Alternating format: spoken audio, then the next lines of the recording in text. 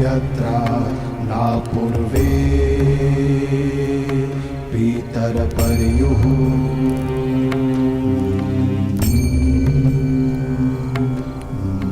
उभरार्जना स्वधया मदन्तायमं पश्यासि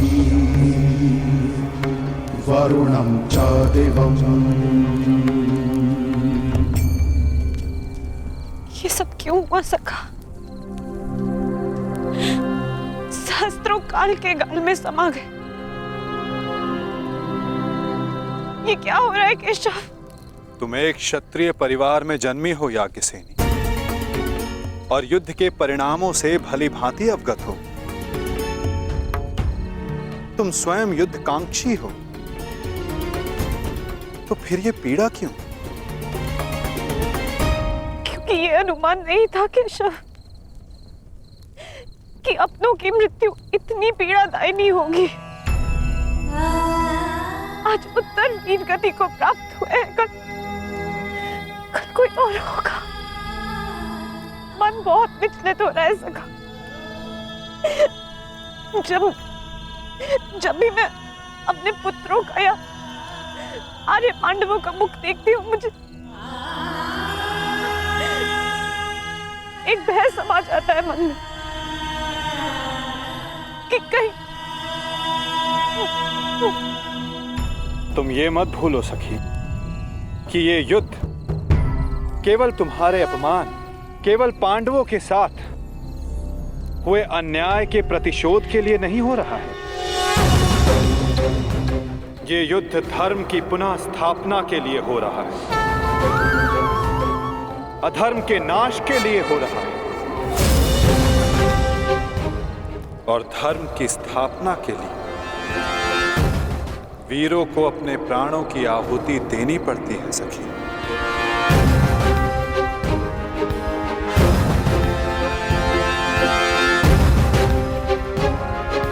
स्वयं को संभालो सखी। ये तुम्हारी, हम सब के अंतर भावनाओं की कड़ी परीक्षा है।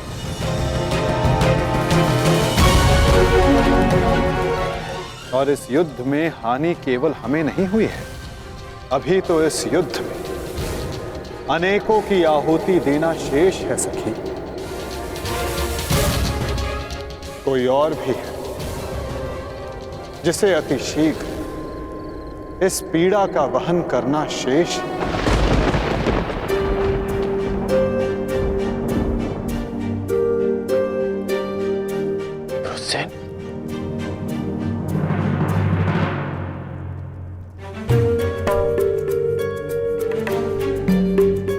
धन्यवाद पिताश्री।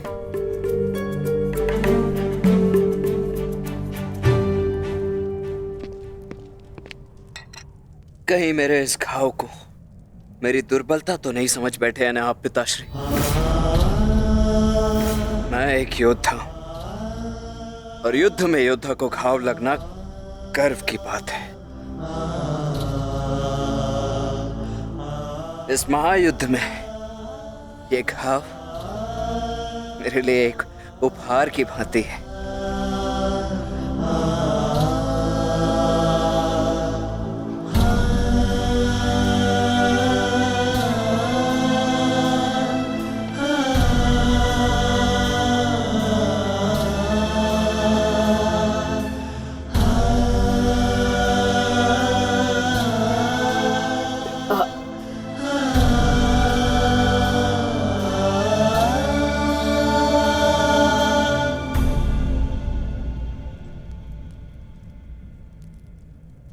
आज तुमने अपने आप को एक सच्चा योद्धा सिद्ध किया है।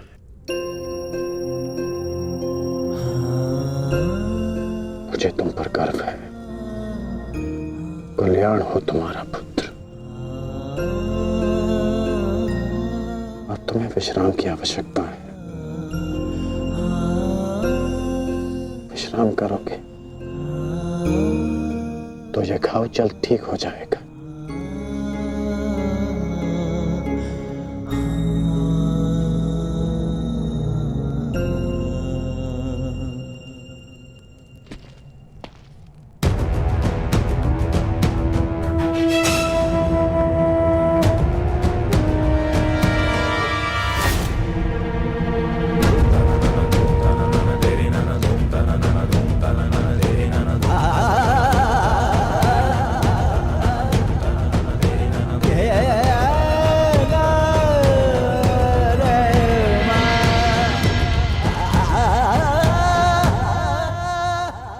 युद्ध भूमि में अपनी मृत्यु से अधिक अपनों की मृत्यु का भय कितना सताता है ना मित्र। माधवा, बड़ी बात।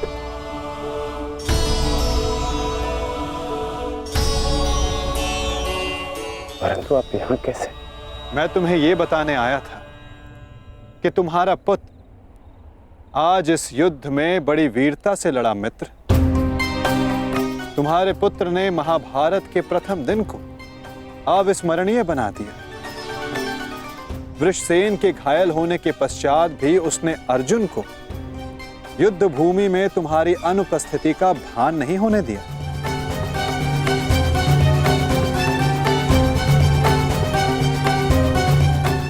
परंतु गर्व के स्थान पर तुम्हारे मुख पर यह पीड़ा क्यों मित्र?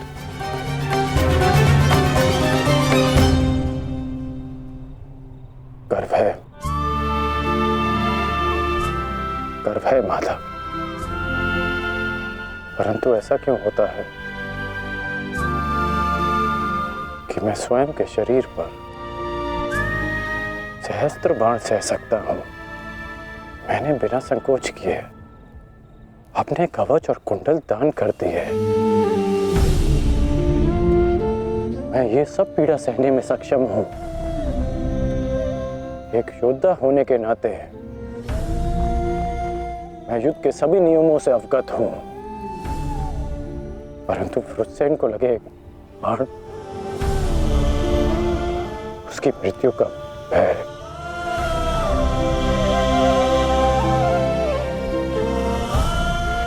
मुझे खाया जा रहा है। परंतु तुम ये कैसे कह सकते हो मित्र कि ये भय है, पूर्वाभास नहीं?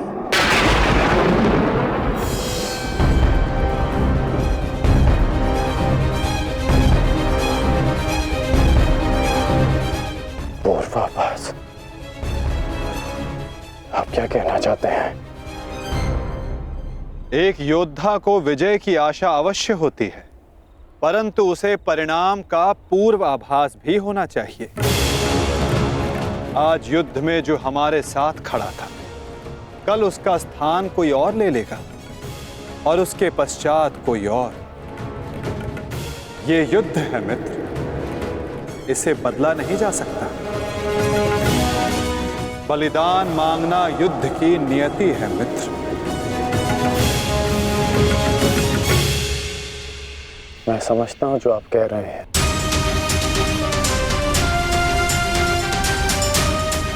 परंतु मन में अपनों की रक्षा की चिंता है।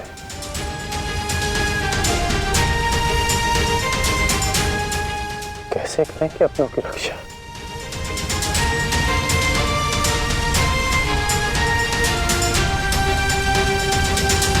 यदि कारण महान हो तो उसका बलिदान भी महान देना होता है मित्र। इस युद्ध में हो रहे बलिदान को स्वीकार करो। एक योद्धा को युद्ध में जाने से पूर्व सभी प्रकार के मोह को त्यागना पड़ता है। मोह बंधन में बंधकर वो युद्ध नहीं कर सकता और ना ही अपनों की रक्षा कर सकता है। इस महायुद्ध में अपनों की रक्षा के लिए जो हो सकेगा वो मैं करूंगा, चाहे वो युद्ध के नियति के विरुद्ध हो तब भी अंगराज।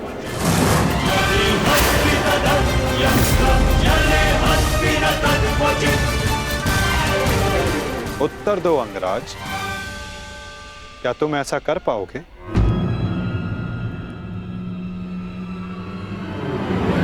यदि तुम चाहो तो अब भी इस युद्ध की नियति को बदल सकते हो कर्ण। सहस्त्रों के प्राण बचा सकते हो, अपनों को खोने के भय से बच सकते हो। तुम्हारे पास अब भी समय है। हमारे पक्ष में आकर इस युद्ध को एक दिन में समाप्त कर दो मित्र। इस महाविनाश का मूल्य कम कर दो। बोलो मित्र, अपनी निष्ठा की नियति को बदलकर तुम इस युद्ध की नियति को बदलना चाहोगे? महामहिम भीष्म ने तुम्हें इस युद्ध भूमि में प्रवेश करने से वर्जित किया है। यही अवसर है मित्र, अपने भ्राताओं के साथ मिलकर धर्म के लिए युद्ध करके इसे समाप्त कर दो। यही अवसर है मित्र, अपने भ्राताओं के साथ मिलकर धर्म के लिए युद्ध करके इसे समाप्त कर दो। आप मेरा उत्तर जानते हैं, फिर क्यों बार बार ये प्रश्न करते हैं मुझसे? मैं तुमसे प्रश्न नहीं पूछ रहा हूं, तुम्हें तुम्हारे संदेहों का हल दे रहा हूं। या तो परिवर्तन के लिए स्वयं को परिवर्तित करो या फिर प्रलाप बंद करो मित्र। और जो हो रहा है उसे स्वीकारो। तुम्हारे अंदर अपने मित्र के विरुद्ध जाने का सामर्थ्य नहीं है मित्र। जो पीड़ा आज तुम अनुभव कर रहे हो सकता है कि कल तुम्हें उससे अधिक पीड़ा अनुभव करनी पड़े मित्र। इसलिए कहता हूं अंगराज, या तो विरोध करने की शक्ति रखो या फिर पीड़ा सहने का सामर्थ्य।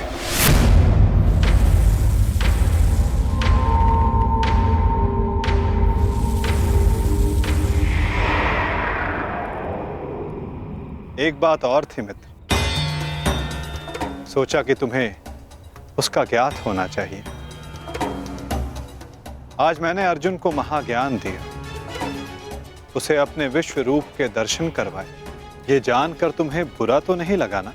कहीं तुम फिर से ये तो नहीं सोच रहे कि मैं पक्षपाती हूं?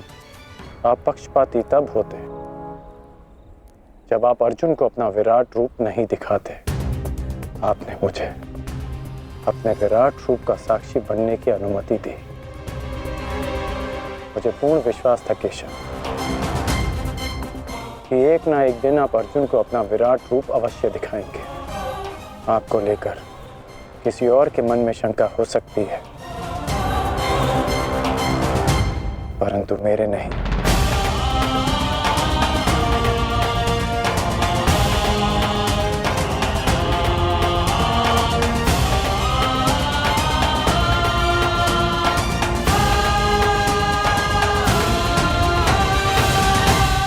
एक दिन आपने मुझे पाषाण और मोरपंख होने का अर्थ समझाया था। हर पहेली का उत्तर हमारे चयन में होता है अंगराज। इस पाषाण खंड की भांति, जो ना अपना चुना हुआ मार्ग बदलता है और ना ही अपने विचार। और दूसरा मार्ग वासुदेव, जो इस मोरपंख की भांति होते हैं, वे अपने आप को ईश्वर की इच्छा के हाथों ऐसे समर्पित कर देते हैं जैसे इसने स्वयं को वायु को समर्पित किया। मैं आज भी पाषाण हूं और अर्जुन आज भी वही मोरपंख। वो मोरपंख जिसे आपको अपने मस्तक पर धारण करना ही था। ये मेरा प्रारब्ध है कि मैंने पाषाण होना चुना है।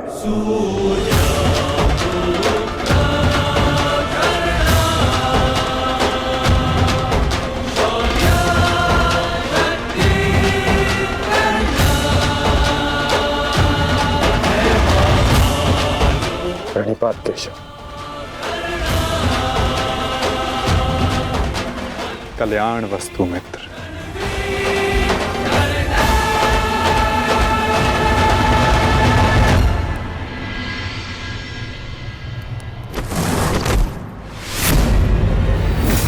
युद्ध का पहला दिन कौरवों के नाम रहा। ये पांडव सेना के युद्ध बंदी ज्येष्ठ, हम इन्हें अपना दास बना लेते हैं। और मुझे पूर्ण विश्वास है कि अंतिम विजय भी हमारी ही होगी। उत्सव का आनंद लो। राजकुमार दुर्योधन की जय! राजकुमार दुर्योधन की जय! अरे मित्र, आओ आओ मित्र। हाँ, यहाँ उत्सव चल रहा है। तुम कहाँ रह गए थे? किस बात का उत्सव? उन पांडवों के विनाश का उत्सव, उनकी पराजय का उत्सव मित्र। उन पांडवों के विनाश का उत्सव जिसका श्रेय जाता है तुम्हारे पुत्र को, वीर महारथी वृषसेन को, जिसे तुमने इतना सामर्थ्यवान बनाया।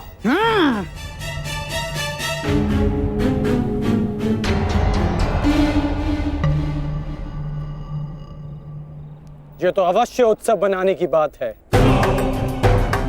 आज तो मैं भी मदिरा पान करूंगा। मामाश्री, तुम भी मदिरा पान करोगे? लो, ये लो।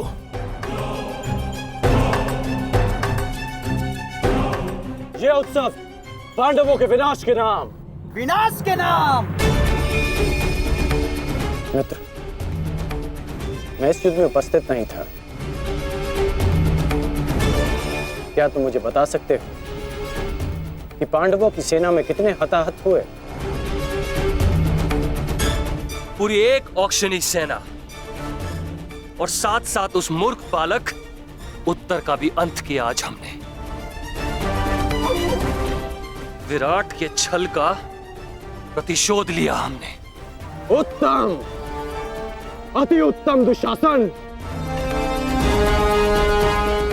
एक औक्षणी में 21 सहस्त्र 870 रथ और उनके रथी और इतने ही हाथी और उस पर सवार योद्धा 65 सहस्त्र 610 अश्वरोही 1,09,000 सहस्त्र 350 पैदल सैनिक। आज हमने युद्ध में इतने शत्रुओं का संहार किया। उत्तम, उत्तम, उत्तम। परंतु प्रतीत होता है कि हमारे ओर से कोई जानहानि नहीं हुई। तभी तो यह उत्सव बनाया जा रहा है ना मित्र?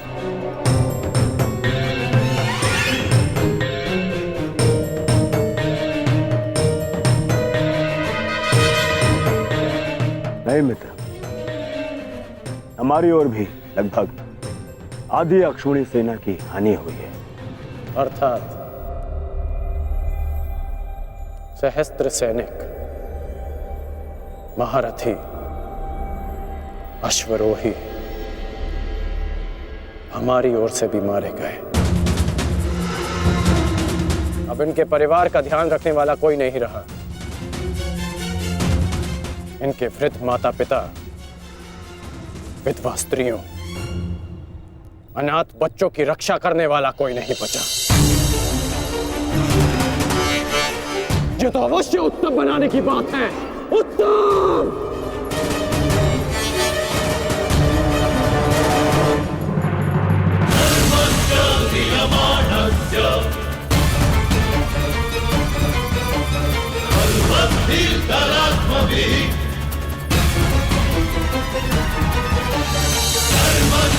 Diamanasya, Parvati Daratmadi.